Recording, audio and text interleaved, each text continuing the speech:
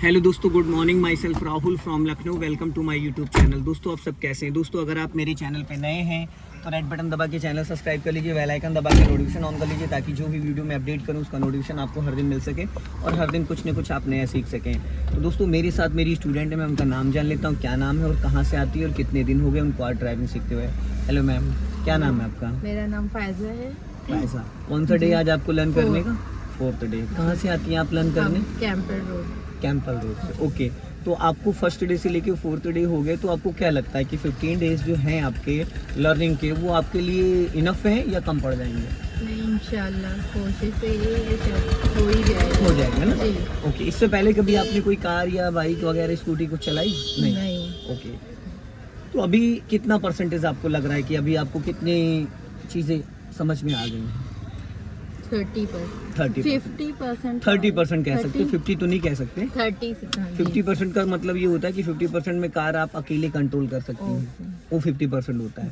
क्योंकि driving school से 100% कोई नहीं सीख पाता है, सही है ना? 70% भी अगर आपको आ गया, लेकिन प्रॉपरली तरीके से पैटर्न टू पैटर्न 1 by 1 करके, तो आप गाड़ी चला सकते हैं। ठीक है, अभी 2-3 बार क्लच दबा के चेक कर लो, क्लच दबाना छोड़ना, जिससे कि आपको ये क्लियर हो जाए कि आपका पैर प्रॉपर आपकी हाइट के हिसाब से पूरी तरीके से क्लच पे पैर आपका पहुंच रहा है। अगर पूरी तरीके से आपका क्लच नहीं पहुंच रहा है तो फिर आपको चलाने में दिक्कत होगी, क्लच दबाने में दिक्कत होगी, गियर लगाने में दिक्कत होगी। तो इससे क्या है ना, कार में जैसे कि हर तरीके के स्टूडेंट होते हैं। अब मैं सीट थोड़ी पीछे करके चलाता हूँ, अब आपकी हाइट जो है, आप अपनी हाइट के हिसाब से सीट आगे करके चलाएंगी। तो क्योंकि एक पर्सनल कार होती है, जैसे मान लो ये आपकी पर्सनल कार होती है और आप ही इसको यूज़ करती, तो आपकी सीट एक बार एडजस्ट कर देती, वो उसी डायरेक्शन में रहती। लेकिन इसमें क्या है ना, 30 स्टूडेंट रहते हैं, तो किसी की हाइट कम है, किसी की ज़्यादा है, कोई डांटा है, कोई लंबा, तो उस तरीके से क्या ना, इसको हर बार सेट करना पड़ेगा। ठीक है, अभी सीट बेल्ट लगा लिया आपने, सीट एडजस्ट कर ली, क्लच दबा के चेक कर लिया, राइट वाला पैर ब्रेक एक्सीलेटर से एक बार रख के चेक कर लो, एक्सीलेटर टू ब्रेक, गुड। हाँ, अब ब्रेक पे, वेरी गुड। ठीक है, अब ये है कि अब क्लियर है। अब आपने राइट वाले ORBM को चेक करो, क्लच दबा के इंजन ऑन करो, न्यूट्रल चेक कर लेना, गाड़ी न्यूट्रल है। हाँ बस, अब क्लच दबा के इंजन ऑन करो, स्टार्ट करो, गुड, हो गया। अब हैंड ब्रेक अनलॉक करो, पहले ऊपर उठा के बटन दबा के नीचे ले जाओ, बटन दबा के, गुड। अब डालो फर्स्ट गियर, बस। अब राइट का सिग्नल दो पहले नीचे को। अब पहले स्टीयरिंग यहाँ से एक राउंड पूरा घुमा लो, पूरा एक राउंड फुल घुमा लो और घुमाओ, और ये होता है एक राउंड। अब ये पूरा एक राउंड हुआ है।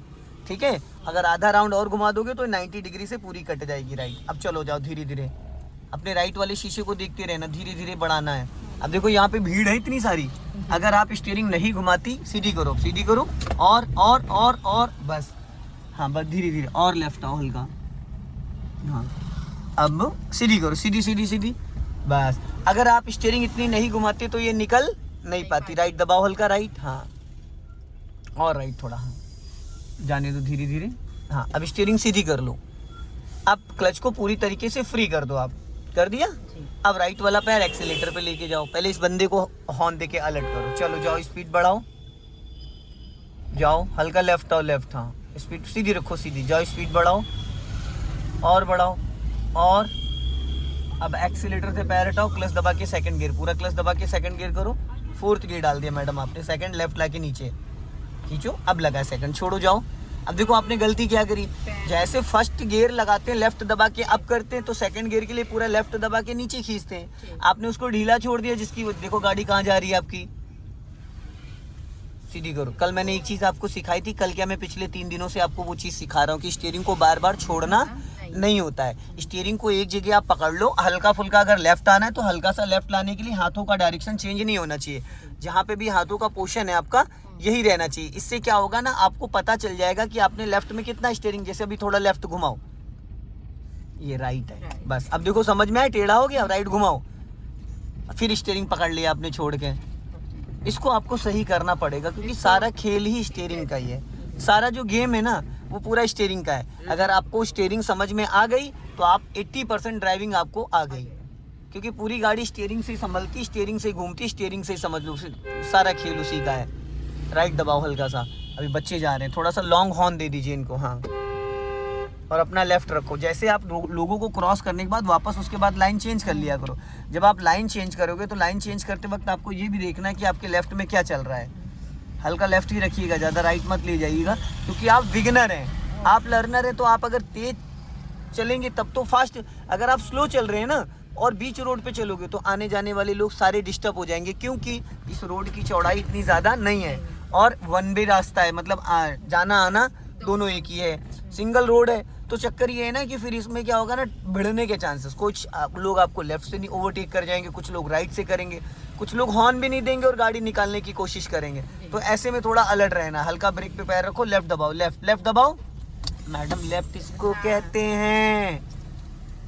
अब राइट में स्पेस नहीं था और आपने राइट ही दबा दिया, अब ये पूरे एक्सीडेंट के चांसेस हैं। मैंने 2 बार आपको बोला लेफ्ट दबाओ और आपने किधर दबा दिया, राइट।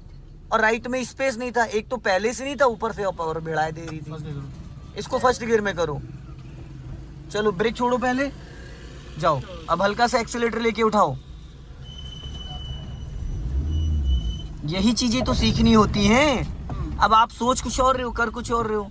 मैंने वर्डों में आपको बोला भी, फिर भी आपने गलतियां कर दी। अपना लेफ्ट आओ, चलो बढ़ाओ धीरे से, स्पीड मेंटेन करो, क्लच को पहले फ्री करो, स्पीड मेंटेन करो और मेंटेन करो। और अब राइट वाला हाथ 12 o'clock पे लाओ, क्लच दबा के सेकंड गियर करो, पूरा क्लच दबा के गियर लेफ्ट ला के पीछे, और वेरी गुड। छोड़ो अब धीरे से, झटके से नहीं, धीरे से। आज जाके एक पेपर पेन लेके जितना डेली सीख के जाते हो नोट करो, डेली का डेली नोट करना। ये होमवर्क है आपका, सीखना है तो डेली का डेली नोट करना है। जाओ, जो भी प्रॉब्लम्स आ रही है अपने हस्बैंड से डिस्कस करिएगा, वो पूरा नोट कर रहे हैं कि कहाँ कहाँ क्या क्या प्रॉब्लम आ रही है। उससे क्या होगा, जब हम किसी चीज़ को नोट करते हैं तो वो 100% हमारे माइंड में स्टोर हो जाती है। 100% जब हम नोट करते हैं। स्कूल में लिखवाते थे ना कॉपी में, इसीलिए लिखवाते थे कि जब हम लिखते हैं तो चीज़ें हमें बहुत जल्दी याद हो जाती हैं।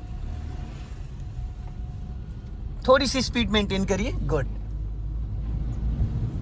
लेफ्ट ये हो गया, राइट ये हो गया, ठीक है। तो अगर लेफ्ट में स्पेस नहीं है तभी मैं आपको बोलूंगा राइट, अगर राइट में स्पेस नहीं तो मैं बोलूंगा लेफ्ट। अब लास्ट मोमेंट पे अगर मैंने बोला लेफ्ट तो आपने घुमा दिया राइट, तो पहली चीज तो मैं देखता हूँ पहले स्टूडेंट को कि स्टूडेंट अपने आप कर पा रहा है या नहीं कर पा रहा है। अगर वो नहीं कर पाता है तो मैं उसको गाइड करता रहता हूँ। आपने देखा, मैं चाहता तो मैं वहाँ पे स्टीयरिंग भी पकड़ लेता, क्लच ब्रेक लेके ब्रेक भी ले लेता, लेकिन फिर आपका सीखने का मतलब क्या है? जब सारी चीज़ें मैं ही ऑपरेट करूँगा तो फिर आपका कोई रोल ही नहीं है। आपका तो फिर नाम होगा तो 15 दिन या 45 दिन में भी ये चीज़ें नहीं आने वाली हैं। अब सामने देखो ई रिक्शा जा रहा है, अभी से आप अलर्ट हो जाओ कि वो कभी भी लेफ्ट या राइट घुमा सकता है। पहले कभी भी वो लेफ्ट घुमा देगा, कभी राइट घुमा देगा। तो इसलिए आप 10 कदम उससे दूरी बना के रखो। आपको ब्रेक नहीं लेना, फिर भी ब्रेक पे पैर लाना एज ए एमरजेंसी के लिए, क्योंकि जो नए लोग होते हैं हड़बड़ाहट में दबाना चाहते ब्रेक और दब जाता है एक्सेलेटर। अभी हमें जाना है यहाँ से लेफ्ट, तो उसके लिए अभी से प्लानिंग करना है आपको।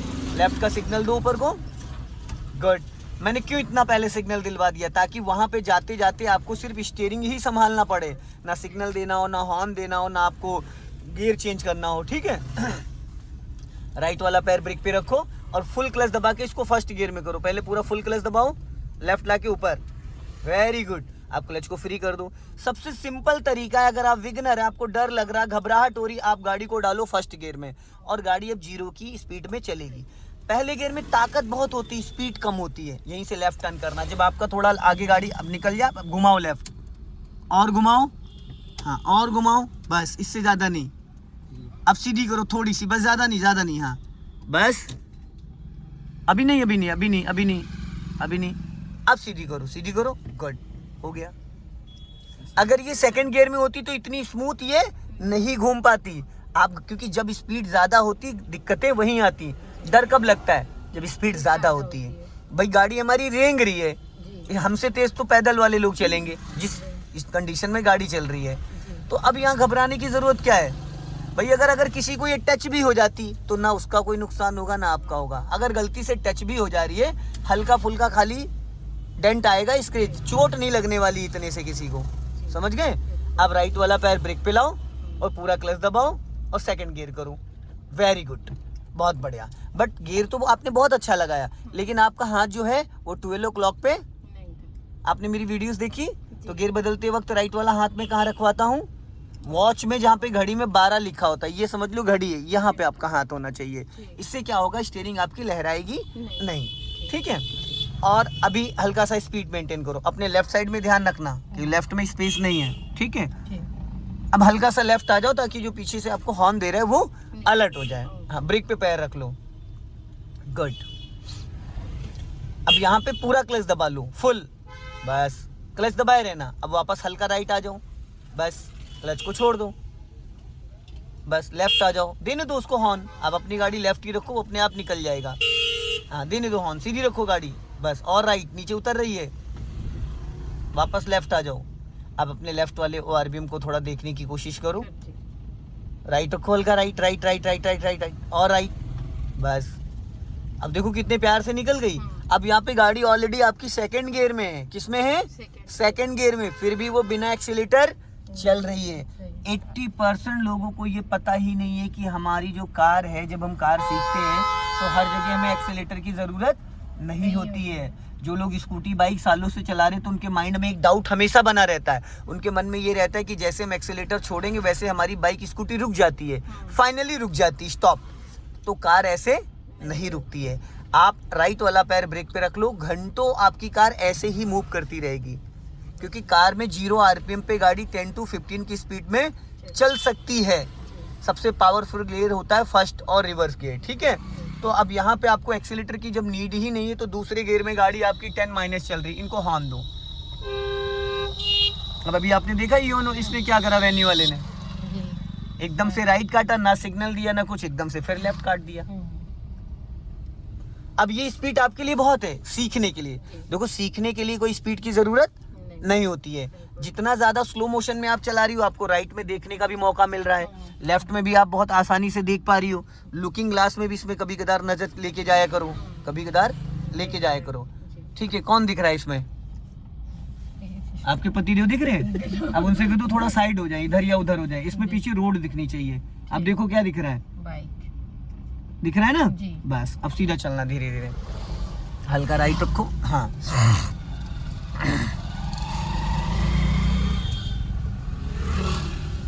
हल्का लेफ्ट आओ, राइट रखो, राइट राइट राइट राइट।